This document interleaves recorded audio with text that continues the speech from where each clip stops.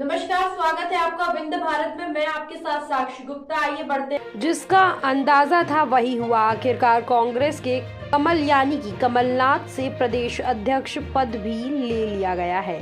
उनकी जगह जीतू पटवारी को मध्य प्रदेश कांग्रेस का अध्यक्ष बनाया गया है। चुनाव परिणामों के बाद से ही कमलनाथ के इस्तीफे की अटकलें लगाई जा रही थी। अब कमलनाथ के इस्तीफे के साथ ही राजनीतिक गलियारे में ये चर्चा तेज है। क्या अब उनका राजनीतिक कैरियर समाप्त हो गया है? असल में ये जानकारी उसी समय सामने आई थी कि कांग्रेस अध्यक्ष मल्लिकार्जुन खड़गे के आवास पर हुई बैठक के बाद आला कमान ने कमलनाथ को मध्य प्रदेश में नया प्रदेश अध्यक्ष नियुक्त करने का निर्देश दिया था। हालांकि तब इसकी पुष्टि नहीं हो पाई थी, लेकिन अब जीतू पटवारी के अध्यक्ष बनते ही तमाम अटकलों पर विराम लगा दिया गया है। असल में मध्य प्रदेश विधानसभा चुनाव शिवराज सिंह चौहान ने चुनाव के नतीजों के बाद भी ग्वालियर में जेपी नड्डा से मुलाकात की थी। अब वे दिल्ली आकर मिले हैं। पिछले दिनों एक प्रेस कॉन्फ्रेंस में उन्होंने कहा था कि मैं अपने लिए कुछ भी मांगने के लिए दिल्ली नहीं जाऊंगा। अपने लिए कुछ मांगने से बेहतर है मर जाना पसंद करूंगा। इस बयान के कई मायने निकाले गए हैं।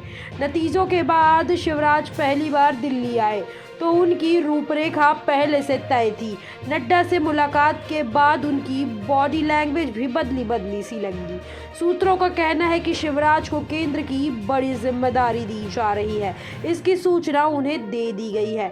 मुख्यमंत्री पद से इस्तीफा देने के बाद से शिवराज जहां जा रहे हैं वहां महिलाएं उन्हें बड़ी संख्या में घेर रही हैं। सीहोर, विदिशा समेत अन्य स्थानों पर महिलाओं ने उन्हें घेरा और रोते रोते उनसे वापस लौटने का आग्रह किया। एक दो जगहों पर तो शिवराज भी रोते हुए दिखे। इस पर सवाल पूछा गया कि केंद्र में भूमिका लाडली बहनें क्या सोचती हैं। इस पर शिवराज ने कहा कि बहन भाई का प्यार अमर है, उसका किसी पद से कोई संबंध नहीं है। कमलनाथ की अगुवाई में ही लड़ा गया था, लेकिन उसमें कांग्रेस की करारी हार हुई है। हार के बाद से ही अटकलें थी कि कमलनाथ ने दिल्ली में पार्टी अध्यक्ष मल्लिकार्जुन खड़गे और राहुल गांधी से मुलाकात की थी। ये बैठक खड़गे के आवास पर हुई थी। सूत्रों के मुताबिक बैठक के बाद आला कमान में मध्य प्रदेश में नए अध्यक्ष की नियुक्ति के लिए कमलनाथ को निर्देश दिए थे। अब नए प्रदेश अध्यक्ष का चयन हो गया है। वे विधानसभा में नेता भी विपक्ष भी नहीं बनाए गए हैं। ये जिम्मेदारी आदिवासी नेता उमंग सिंघार को दी गई है। हालांकि दिल्ली में हाईकमान से मुलाकात से पहले प्रदेश कांग्रेस अध्यक्ष कमलनाथ ने पार्टी कार्यकर्ताओं को सलाह दी थी कि वे हाल ही में हुए विधानसभा चुनाव में हार से निराश ना हो, बल्कि कमर कस लें और लोकसभा चुनावों की तैयारियों पर ध्यान केंद्रित करें। यहाँ कमलनाथ का दुर्व्यवहार कहा जाए या उनका प्रदर्शन कहा जाए कि दिग्विजय सिंह के साथ मिलकर उन्होंने 3.5 साल तक जमकर मेहनत की ताकि एक बार फिर से कांग्रेस की सत्ता में वापसी हो सके, लेकिन तमाम पूर्व अनुमानों के विपरीत कांग्रेस को इस विधानसभा चुनाव में बड़ी हार का सामना करना पड़ा।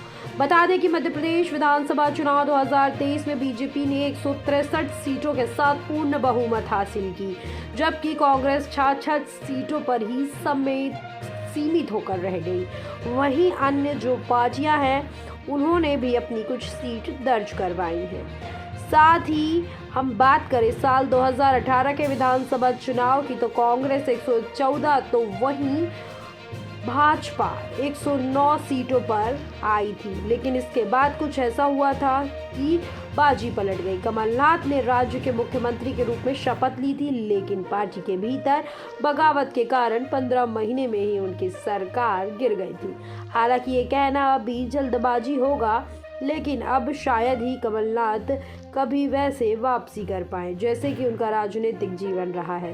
वे साल 1980 से कमलनाथ छिंदवाड़ा लोकसभा सीट से जीतते आए हैं। केंद्र में कई विभागों के मंत्री रहे और 2018 में एमपी के सीएम भी बन गए, लेकिन उनका सीएम का पद ज़्यादा दिन तक नहीं टिक पाया और सिंधिया की बगावत के बाद इस्तीफा देना पड़ गया, जबकि वे महज एक विधायक बनकर रह गए हैं। ऐसे में देखना होगा कि आगे वो क्या निर्णय लेते हैं। ये देखना बहुत ही ज़्यादा दिलचस्प होगा।